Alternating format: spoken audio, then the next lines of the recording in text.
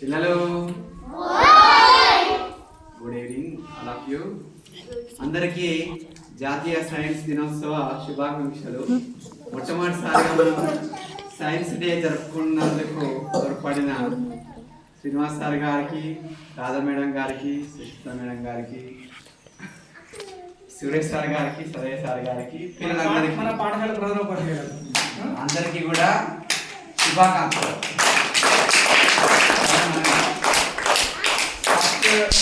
జరుపుకున్నాం మనం స్కూల్లో ఏ అకేషన్ అయినా జరుపుకున్నాము, పండుగలకు ముందు రోజు. కానీ సైన్స్ డే, మ్యాథమెటిక్స్ డే జరుపుకోలేదు. ఇప్పుడు జరుపుకున్నాం. ఏదైనా కానీ కొత్తగా ఆలోచించాలి, పరిశీలనగా ఆలోచించాలి. అందులో ఇప్పుడు మనం ఇంతకుముందు చెప్పుకుని న్యూటన్ ఏం చేసింది, మామూలుగా మనం పడుకుంటాము, ఏదో పండు పడుతుంది అనగానే పరిశీలనాత్మక దృష్టితో చూసాడు. ఏ పని కూడా మనం ఏ పని చేసినా కానీ ఆలోచించాలి. టీచర్లు చెప్పినా కానీ, సార్లు ఏం చెప్పినా, ఏ లెసన్ చెప్పినా కానీ అందులో పరిశీలనాత్మక దృష్టి పెట్టి మనం పాటించాలి. ఉన్న విషయాన్ని నేర్చుకోవాలి, కొత్తగా ఆలోచించాలి. సృజనాత్మక క్రియేటివిటీ పెరగాలంటే ఫస్ట్ ఉన్న సబ్జెక్ట్ మనకు మొత్తం రావాలంటే టెక్స్ట్ బుక్స్ ఫాలో కావాలి కంపల్సరీ. టెక్స్ట్ బుక్ లో ఉన్న లెసన్స్ ఇంటి దగ్గర చదివే స్థాయికి మనం ఎదగాలి. అంటే మనం టైం కేటాయించాలి. మన టైం ఎక్కడ కేటాయిస్తున్నాం? లాలిత్య వినండి, చెప్పేది వినాలా? టైం ఎక్కడ కేటాయిస్తున్నాం? మనము బుక్స్ చదవడంలో టైం కేటాయిస్తున్నామా? లెసన్ చదువుతున్నాం? మనం లెసన్ చదువుతలేము అంటే మనకు చదవస్తలేదు, అర్థమైతలేదు, మనకి ఇంకా టైం ఉంటలేదు. ఎన్నో కారణాలు, మనకి ఎన్నో పనులు. ఇంటికి వెళ్ళిన తర్వాతనే బుక్స్ అలా పడేయాలి, ఆడుకోవాలి, ఫ్రెండ్స్తో ఆడుకోవాలి, టీవీ చూడాలి, యూట్యూబ్ చూడాలి, టీవీలో సీరియల్స్ చూడాలి. వీటి వల్ల మన మెమరీ పెరుగుతుందా, జ్ఞానం పెరుగుతుందా? మరి కొంతవరకు ఎంటర్టైన్మెంట్ ఉంటుంది మనకు. అంటే అప్పటి మందం మనకు సంతోషం అనిపిస్తుంది. కానీ మన జ్ఞానం పెరగాలంటే, మన బుద్ధి పెరగాలంటే బుక్స్ చదవాలి. కనీసం మన బుక్స్ చదవాలి. మీకోసం ఎన్నో లైబ్రరీ బుక్స్ వచ్చినాయి. అది చదివితేనే, ఈ బుక్స్ చదువుతూ ఉంటే మీకు ఆ బుక్స్ కూడా ఇస్తాం. సైంటిస్ట్ గురించి తెలుసుకోవాలి. ఎంతోమంది శాస్త్రవేత్తలు ఉన్నారు మనకు. రామన్ ఎఫెక్ట్ అని కనిపెట్టిండు కదా సార్, సివి రామన్. అతను రామన్ ఎఫెక్ట్ కనిపెట్టిన రోజున, ఈ రోజు ఆయన ఎప్పుడో 100 సంవత్సరాల కిందట కనిపెట్టిండు. ఆ రోజు నుంచి ఇప్పటి వరకు ఫిబ్రవరి 28 రోజు జాతీయ సైన్స్ దినోత్సవం జరుపుకుంటున్నాం. ఎంత గొప్ప ఆయన పేరు మీద. ఆయన పేరుని ఇప్పటి వరకు కూడా గుర్తు తెచ్చుకుంటున్నాం. ఎందుకు గుర్తు తెచ్చుకుంటున్నాం?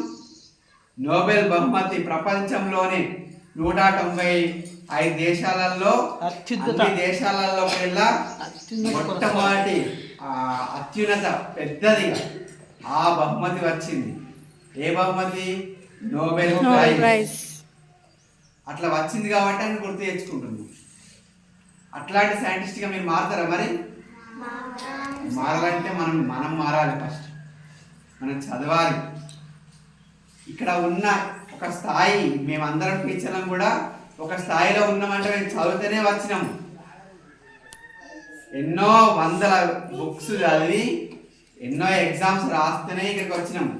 సార్లు కానీ, కొత్త సార్లు కానీ, కొత్త మేడం కానీ అందరు కూడా బుక్స్ చదివి ఎగ్జామ్స్ రాస్తేనే వచ్చినాము. ఫోన్లు చూస్తే, టీవీలు చూస్తే ఇంకా దిగిపోతాం. మన స్థాయి దిగిపోతుంది. ప్రతిసారి చెప్పుకుంటున్నాం. మనం ఎందుకు చెప్పుకుంటున్నాము? మన టైంను ఎక్కడ కేటాయించాలి? బుక్స్ దగ్గర కేటాయించాలి. పేపర్ చదవాలి, న్యూస్ పేపర్ చదవాలి, వార్తలు చూడాలి. పెద్ద వారితోటి, ఏదైనా సాధించిన వారితోటి మాట్లాడాలి. పెద్దవాళ్ళని గౌరవించాలి. క్రమశిక్షణ కూడా ఉండాలి. ఏ విషయాన్నైనా కానీ పరిశీలనాత్మకంగా చూసి కొత్తగా ఆలోచిస్తే అందులో మనం పరిణితి ఎదుగుతాం. ప్రతి సైంటిస్ట్ కూడా, ఇప్పుడు న్యూటన్ గురించి చెప్పుకున్నాము, సార్ సివి రామన్ కూడా వారి గురించి కూడా చెప్పినాము. ప్రతి ద్రవాల పైన కాంతి పడితే అది రిఫ్లెక్ట్ అవుతుంది. ఇప్పుడు మన సముద్రంలో నీళ్ళు ఎందుకు ఆ కలర్ లో ఉంటున్నాయి? మరి సార్ అడిగిన క్వశ్చన్ ఇంతము. ఆకాశం ఏ కలర్ ఉంటుంది?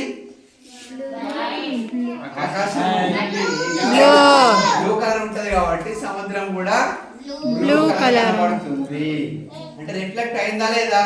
అయింది. అద్దం చూస్తున్నాం, అద్దంలో ఎవరి ఫేస్ కనబడుతుంది? మన ఫేస్. మన ఫేస్ ఎందుకు కనబడుతుంది? కాంతి మన మీద పడి అద్దం మీద పడుతుంది కాబట్టి అట్లా కనబడుతుంది. చీకట్లో అద్దం పెట్టి చీకట్లో అద్దం పెడితే కనబడుతుంది మరి. అదే మన ముఖం పైన కాంతి పడితే మన ముఖం కనబడుతుందా? అద్దం మీద కాంతి పడితే మన ఫేస్ కనబడుతుందా? మన ముఖం మీద పడితే కనబడుతుంది. మన ఫేస్ పైననే వెలుతురు ఉంటే అప్పుడు అద్దం చీకట్లో ఉన్నా మనకు కనబడుతుంది. అంటే మన ఫేస్ పైన ఉన్న కాంతి రిఫ్లెక్ట్ అవుతుంది. రిఫ్లెక్ట్ అయితేనే మనకు అది కనబడుతుంది. ఇది కూడా రామన్ ఎఫెక్టే. ప్రతిదీ కూడా ఏం జరుగుతుంది, ఎందుకు జరుగుతుంది, ఎలా జరుగుతుంది, ఒక సినిమాలో కూడా ఉంది. ఎందుకు, ఏమిటి, ఎలా, ఈ మూడు ప్రతి విషయంలో కూడా మీరు గమనించాలి.